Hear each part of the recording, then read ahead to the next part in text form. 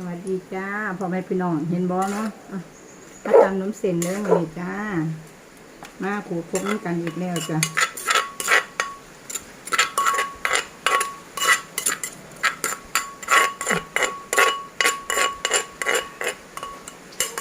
โอ้ยเนี่ยโอ้สวัสดีจ้าพ่อแม่พี่น้องมากก็ฝนด้วยจ้ามื้อนี้ฝนตกมากินสมตำน้ำกันจ้ามากินน้ำนมเส้นดอกบักลินฟ้านะจ๊ะบักชีฝรั่งบักชีใบแปรพักด้วยชะอมกระถินจ้าขาดก็ได้ใบดองเรื่องแก้มใบประกูดน้อยมาด้วยจ้ามาเจ็บๆเหมือนกันเปล่าฝนกระโตกมาด้วยจ้ามาเจ็บๆน้ำกัน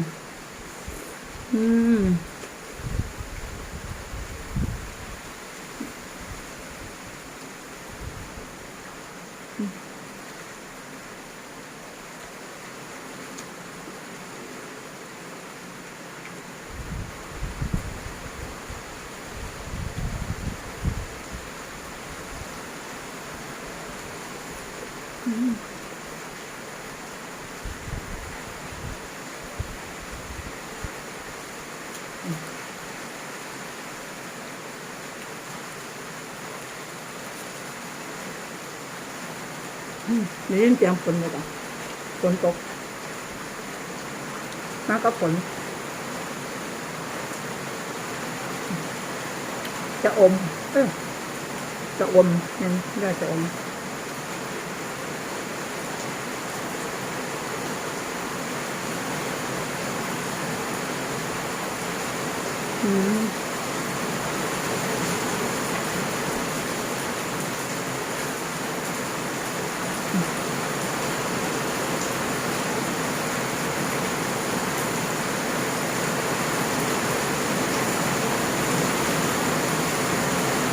ต้มตัวแห้ง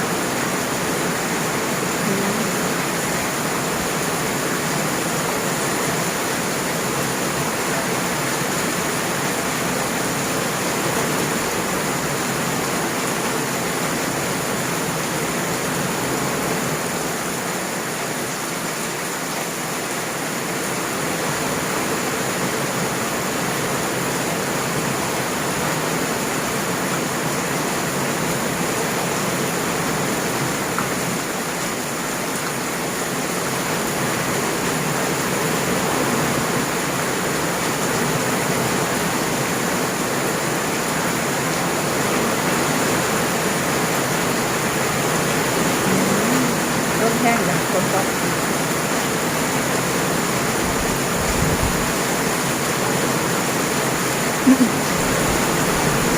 เดี๋ยวย้ายเข้าบ้านคนรู้จักฝนตกแห้ง